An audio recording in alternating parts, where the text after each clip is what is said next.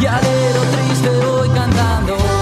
8 de la mañana, 2 minutos, y aquí estamos arrancando el pase entre una mañana de estas y Caballero de Día. Insistimos, Roberto Caballero, con una semanita de descanso más que merecida. Así que allí iremos hasta las 12 después del pase, que ya disfrutamos y compartimos con Carlos Heller. Bueno, Carlos, hay varios temas. Por ahí vos tenés ganas de elegir. Me llamó la atención algunas declaraciones de Martín Redrado. No sabía que era nacional y popular. Dijo que había que incentivar la demanda, que incentivar las exportaciones, y todo eso junto en un plan integral que no aparece.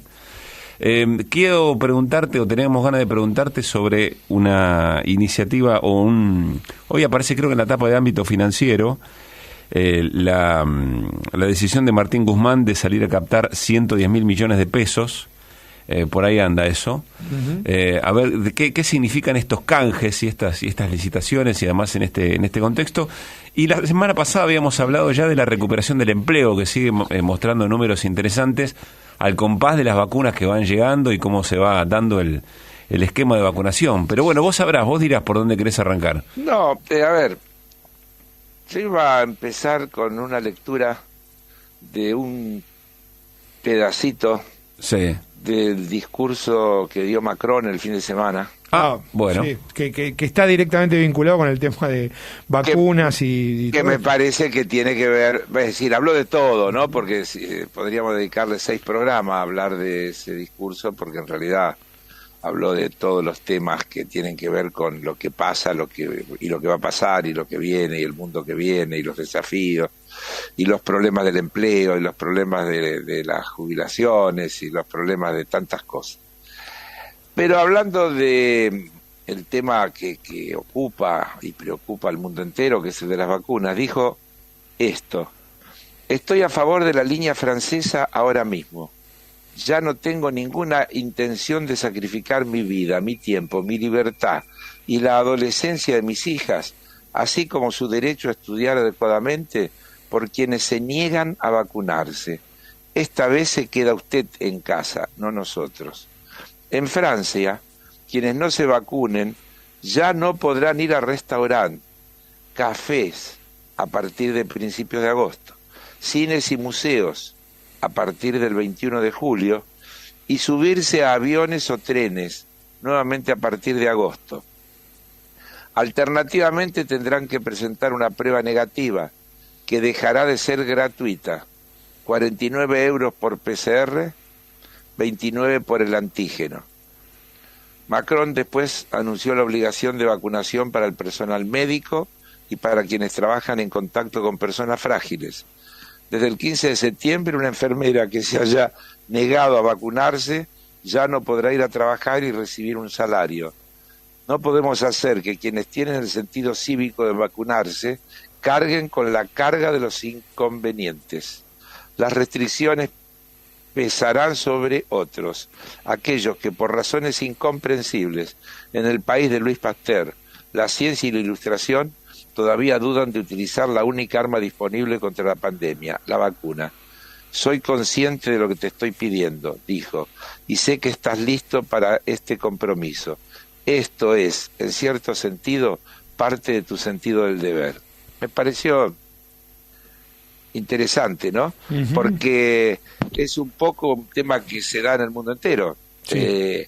Ya dejó de ser el faltante de vacunas el problema, y el problema tiende a concentrarse en aquella porción de la población que por distintas razones no se quiere vacunar. Claro. Y entonces comienza a haber un efecto de daño social desde el punto de vista de mi libertad de hacer lo que se me da la gana, en contra del derecho colectivo. Entonces acá que está diciendo el presidente Francis, vos fijate que se parece a esto que dijimos de la NBA. Bueno, yo no va a haber vacuna obligatoria, no va a ser obligatorio por ahora, porque igual dijo que era una discusión que había que dar. Bueno, pero por el momento no es obligatoria. Sí.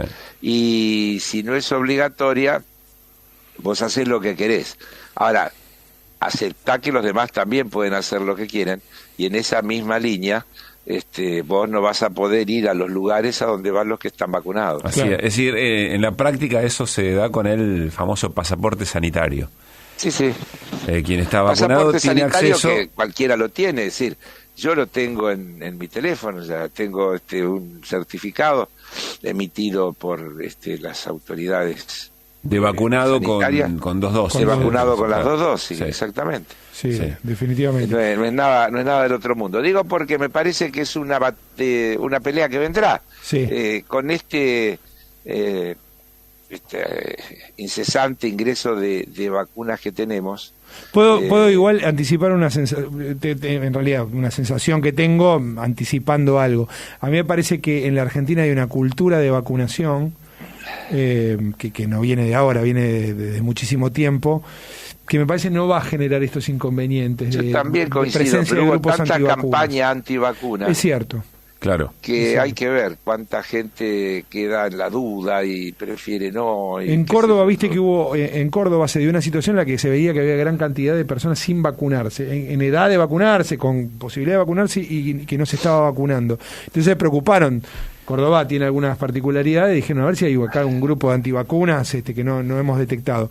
Y lo que hizo el gobierno fue salir a los barrios y a todos los lugares y se vacunó cualquier cantidad de gente. Sí, digamos. bueno, La lo mismo gente está sin pasando acceso. en la provincia de Buenos Aires. Los números de vacunación espontánea, llamémosla así, Efectivamente. están siendo muy importantes. Pero no nos olvidemos que esto también cayó dentro de lo mal llamado, lo digo para hacerlo rápido, de la mal llamada grieta. Acá obvio, por eso, estamos sí, en un sí. momento en el que depende quién lo propone. Hay gente que va a invitar a estar en contra. Entonces, si te aparece Alberto Fernández y dice, bueno, miren, vamos camino a la obligación de la vacuna, pero antes tenemos estas estaciones y quien no, te van a tirar con... De hecho, hubo movilizaciones en Francia diciendo que lo que se estaba viendo era una dictadura. Lógico, no 100.000 hace falta, personas, iba a decir digo. eso, no hace falta que pase acá. En Francia hubo, este discurso tiene en parte respuesta a manifestaciones multitudinarias antivacunas. Así es. Es decir, existe, bueno, y en Estados Unidos la negativa Estornude nomás. a vacunarse es enorme. Hay Sí. regiones enteras donde Sí. la vacuna ha entrado muy poquito. Sí, bueno, viste, y que ahí se habla de dos experiencias de país distintas. El vacunado por completo, porque hay opción de que estés absolutamente vacunado, y el que no ha sido vacunado. Así Está es. teniendo los mismos problemas. El tema es, viste que Carla Bisotti este fin de semana habló de varias cosas este fin de semana, y entre las cosas que mencionó algo que es bastante obvio, que nosotros ya lo tenemos incorporado, pero que hay que seguir mencionando, y es que el estar vacunado no interrumpe la circulación del virus, pero sí hace mucho menos transmisible al virus. No interrumpe porque sigue habiendo millones de no vacunados. Si estuviera todo el Sí, mundo vacunado, efectivamente. sí interrumpe. Porque iría debilitándose hasta... En ese mismo discurso ayer de Macron, Ujú. hay una parte donde él habla de la necesidad de volcar recursos y vacunas a los países pobres, porque dice, mientras no estemos todos en el mundo vacunados, van a seguir apareciendo cepas y va a seguir Claro. sucediendo todo lo que sucede. Es decir, esto termina o se neutraliza cuando la población mundial esté básicamente vacunada. Bueno, Porque claro. si no, el contagio sigue existiendo por los no vacunados. Sí, totalmente. Fíjate vos que la variante Delta, esta que está generando algunos problemas en todo el mundo, ha hecho que en el Reino Unido en las últimas 24 horas haya 48.500 contagiados. El tema es que Sí. es verdad que la incidencia de las vacunas hace que la tasa de letalidad haya bajado, pero drásticamente. Claro, ahora hay contagiados, pero no internados ni muertos, Exactamente. ¿no? Es decir, son otro tipo de contagios. Exacto. Quiero agregar, porque Eh, veo que nos están escribiendo sobre esto, que no hay obligación de vacunación porque creo que no se puede poner como obligatoria una vacuna que no está en fase 3, que no tiene completa la fase 3. Pero claro, acá ya se han tomado decisiones que van más allá de los protocolos conocidos hasta acá, porque el riesgo de no vacunar es mucho más alto que el riesgo de vacunar aún sin toda esa fase completa, digamos, ¿no? Sí, claro, pero En todo el mundo pasa esto. además se intenta seguramente sortear este tema de la no poder obligatoriedad, Sí. no poder poner obligatoriedad, con sí poner requisitos para Claro. entrar a determinado Claro, lado. Que son Macron todos con temas. esto se escapa de esa dicotomía, ¿no? 1 millón de personas al día siguiente de ese discurso en Francia se anotó para vacunarse, digamos. No, pero además es obligatoria para trabajadores y trabajadoras de salud y para quienes Así están es. en contacto con personas de riesgo. Sí, sí. Y después te van a decir es obligatorio para trabajar. Así es, efectivamente. Claro, Así es. obvio. Hay otra cosa muy interesante del discurso ese de Macron, entre tantas cosas, como dice Carlos. Menciona en un momento la cantidad de puestos de trabajo asalariados que se destruyeron durante la pandemia. Son creo que 350.000. Y los que ya se recuperaron son 110.000 o 118.000, algo por el estilo, tenía anotado por ahí. Es interesante porque yo no sé si en términos porcentuales la cifra no es bastante parecida a la de la Argentina. Sí, bastante parecida a la de la Argentina. Nosotros con, por supuesto, un porcentaje de trabajo informal o ilegal mucho más amplio, pero Claro. es interesante porque cuando se habla de eso acá, no sé, es como en tantas otras cosas no se tiene en cuenta qué es lo que pasa En el mundo. Así en el es. mundo, ¿no? Sí, sí, como si fuera de acá el problema. Claro, como si el problema fuera acá. Sí, sí. Eso es un diseño Y- igual, ¿no? Digo, hay Y intención. también él explica que los problemas más grandes están en los sectores, dice, de la cultura, de la recreación, de los Y del restaurantes, del turismo. Es decir, que no hay ninguna novedad. Es decir, Claro. los más afectados en todos lados han sido los mismos. Pero parece que me quisiera escapar del planteo que me hiciste, Pablo, y no. No se escape, no se escape. No me escapo. No hay ninguna novedad, es lo que viene haciendo el gobierno hace rato. Es decir, la Argentina tiene un stock de deuda local. Vos ahora cuando yo te lo diga vas a ver cuántas veces me lo escuchaste decir. Ah, te referís a la Toma de licitación deuda, y al... licitación Así de- es. Sí, de sí, Claro, sí. claro. La Es nada más colocación. que la continuidad de lo que se viene haciendo, que los vencimientos que hay en pesos del mercado local, la significativa deuda que tiene el Tesoro Nacional, vence y es, en vez de pagarse, digamos, sacando plata de la caja, como se hace en cualquier lugar del mundo, Ujú. cuando las cosas son más o menos normales, se paga haciendo otra licitación y tomando nuevos fondos que se destinan a cancelar esos a nuevos plazos. Sí. Eh, Tratando de evitar que eso vaya al dólar, digamos. es tratando de tener una moneda propia, al revés. La mentalidad te lleva enseguida a pensar al revés. La Argentina necesita desarrollar su propio mercado de moneda local Sí. y atender sus necesidades de financiamiento en moneda local. Y entonces vencen 100.000 millones y la Argentina saldrá a buscar 130 o 140 o 150. ¿De qué manera?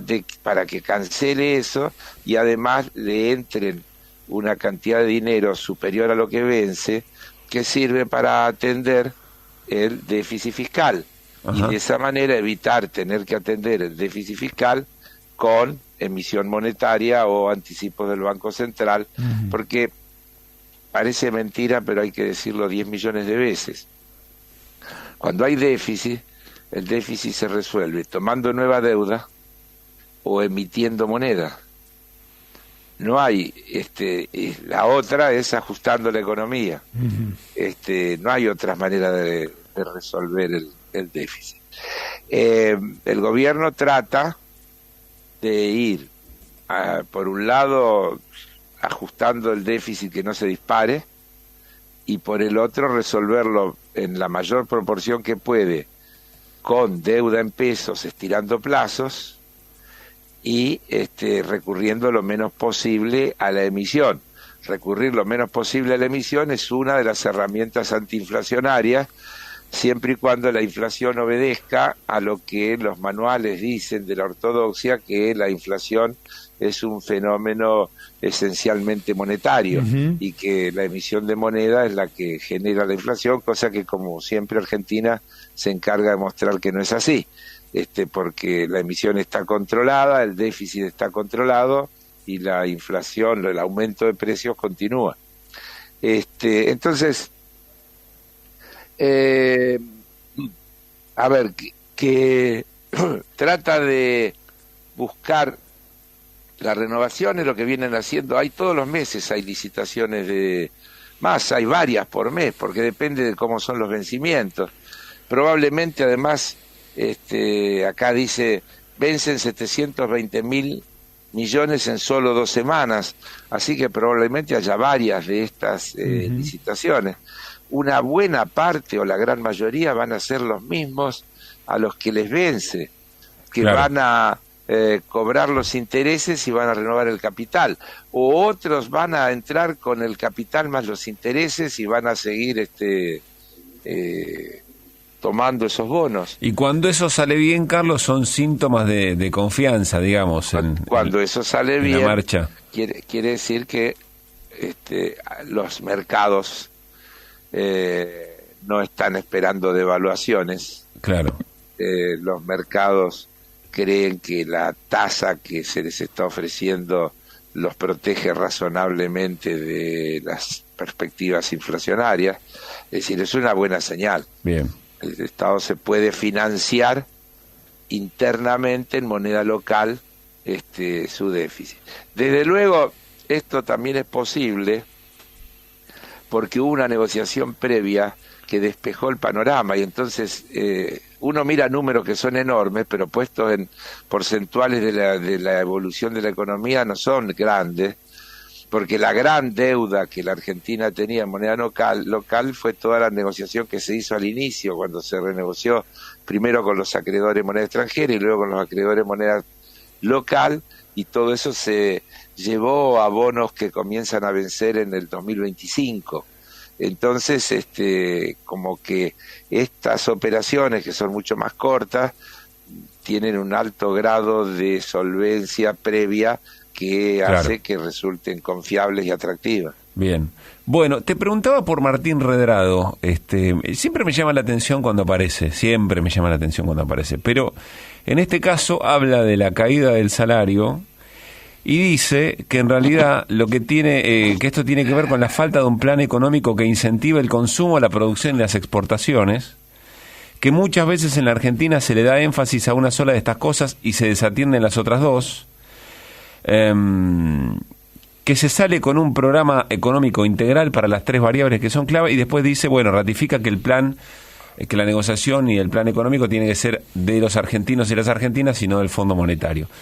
Me llama la atención la oportunidad de los dichos y la característica de los dichos, ¿no? Y digámosle bienvenido. Bien, claro, vos sabés que te iba a decir eso.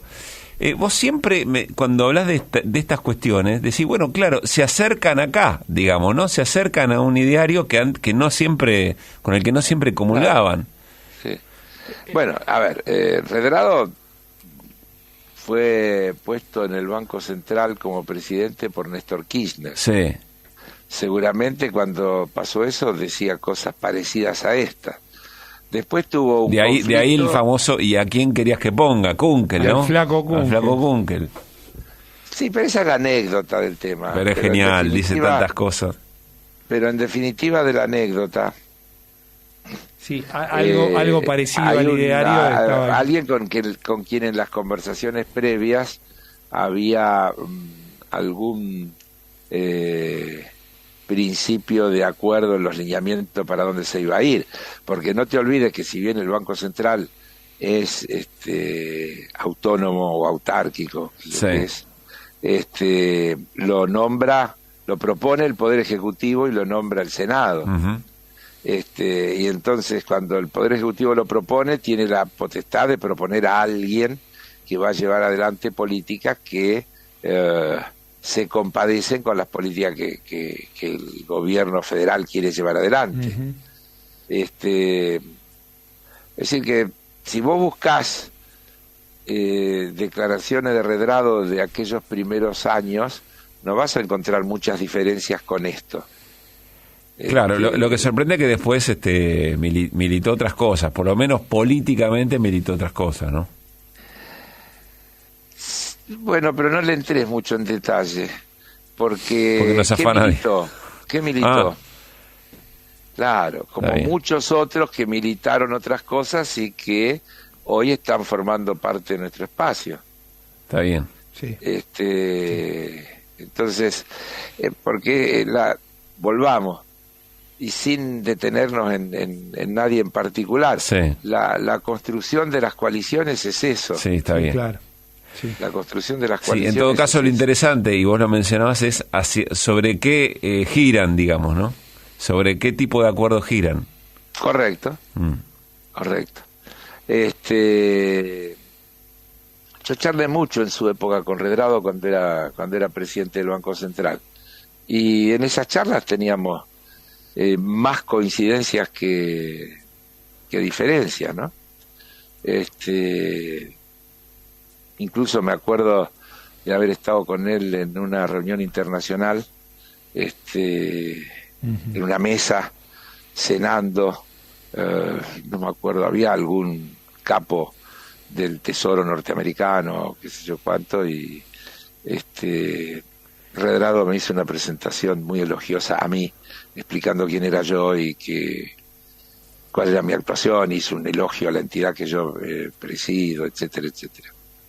Es decir, no todo es blanco y negro, quiero decir, Sí. Las cosas son siempre más complejas. Desde luego después hemos estado distanciados porque él se distanció de esas posiciones. Yo estoy en el mismo lugar que estaba en aquel momento. Bueno, fue muy fuerte el tironeo alrededor de su defensa de la autonomía del Banco Central y su negativa a renunciar, bueno, ¿no? pero defensa autonomía del Banco Central cuando el gobierno le pedía que destine reserva a pagarle a los buitres y sacarnos el problema de encima. Claro. Bueno, pero con el ánimo de hablar de lo que nos acerca, nos une y demás, bienvenidas esas declaraciones de Redrado, porque cierto sector de empresariado y de los sectores productivos y demás también lo miran, y es alguien que es referente de alguno de esos sectores, así que no está mal. Me parece, no está mal. Leía el fin de semana, creo que en Infobae o en alguna otra columna de opinión de algún otro medio, que casi con pesar hablaban de que el gobierno llegaría a las elecciones en el pico de crecimiento, o sea, o en un momento en el que estaría instaladísimo la recuperación económica después de la pandemia. Insisto, había como cierto pesar. Bueno, lógico. A ver, no lógico que tengan pesar. Lógico que eso se dé porque nosotros lo venimos diciendo acá, Marcos, todo el tiempo. Sí. Es decir, que en la medida en que el proceso vacunatorio va siendo exitoso, con esto siempre hay que poner un entre paréntesis, ojalá que no, pero está todo el mundo en ascuas con las cepas, con las variantes, con todas las cosas raras que pueden suceder. Pero si las cosas van como parece que van, nosotros estamos llegando a un nivel de vacunación altísimo, y es presumible entonces que el nivel de actividad se recupere y que efectivamente cuando lleguemos a los tiempos electorales, que a eso se refería esa nota, probablemente las cosas estén muchísimo mejor, es decir, porque están dadas todas las condiciones para que estén muchísimo mejor. Tenés despejado el frente externo como hace mucho no tenemos, amplísimo superávit de balanza comercial. ¿Qué significa tener despejado el frente externo? ¿Esto mismo? La balanza comercial. No, la balanza comercial es una de las cosas. Es decir, volvamos. ¿Para qué necesita reservas un país? ¿Para qué? ¿Para qué necesita tener reservas? Para pagar importaciones y para cumplir con servicio de deuda. Obvio. Si vos tenés exportaciones más que importaciones, eso lo tenés resuelto. Sí, te queda deuda. ¿No? Te lo resuelve el comercio exterior. Si la deuda la tenés encarrilada y ordenada, tu presión es muy baja sobre el tema. Por eso yo vengo repitiendo hasta el cansancio que toda esa fantasía devaluadora no tiene ningún sostenimiento, no hay ninguna razón lógica que la justifique, y siempre abro el paraguas de decir, excepto los cambios de escenarios internacionales, porque dólar es la moneda de nuestro comercio exterior y la relación con otras monedas es indispensable. Y si hubiera una gran devaluación, lo dije el viernes, Sí, sí, sí. si hubiera una gran devaluación en Brasil, sería muy difícil no tener que ajustar el tipo de cambio. Hola Sandra, ¿qué tal? Buen día, buen Pero, Hola, Sandra. pero no está eso planteado. Quiero decir, lo digo como ejemplo teórico de cosas que pueden pasar. Si no pasa nada de eso, mira, hay un dato muy claro. El Banco Central no tiene demanda de dólar futuro. Claro. ¿Querés un dato más claro que ese? No hay. No tiene demanda, no hay dólar futuro hoy en la Argentina. Es decir, no hay apostadores a la devaluación. Claro. Es un indicativo fuerte, muy transparente, muy fuerte. Claro, Igual viste cómo es el gobierno, prepara todas los buenos indicadores justo en el momento electoral. Sí. Son tremendos estos días, ¿eh? Claro. Todo es para las elecciones. Después de las elecciones todo puede pasar. Todo arranca abajo. Todo Es espectacular. Pero bueno, yendo a lo que decía Marcos, efectivamente, yo creo que vamos a entrar estamos llegando a un punto en el que los índices de contagio, internación y fallecimientos van a descender rápidamente, y eso va a traer también rápidamente una normalización de las actividades que hoy están comprimidas, contenidas. Vamos a llegar a la primavera o entrando al verano. Sí, saludé, festejemos. Más aliviados, dijo Bisotti, ¿no? Vamos a llegar seguramente con todo esto muy muy contenido, y creo que las ansias que tenemos todos de salir, de pasear, de juntarnos, de irnos de algún día a algún lado y demás, va a ser una explosión. Sí. Es decir, imagino, insisto, si las cosas, si acá hay que abrir el paraguas siempre. Sí, claro. En este escenario que estamos viendo hoy, imagino una temporada turística importantísima en la Argentina. Igual anoche se descubrieron 2 o 3 fiestas clandestinas, 2 por lo menos por acá por Palermo, digamos. Esas conductas yo creo que a partir de ahora y con esta expectativa que estás diciendo hay que ser rígido, ¿no? Sí, claro. Hay que ser rígido y hay que tener voluntad de ser rígido y hay que querer encontrarlas. Sí.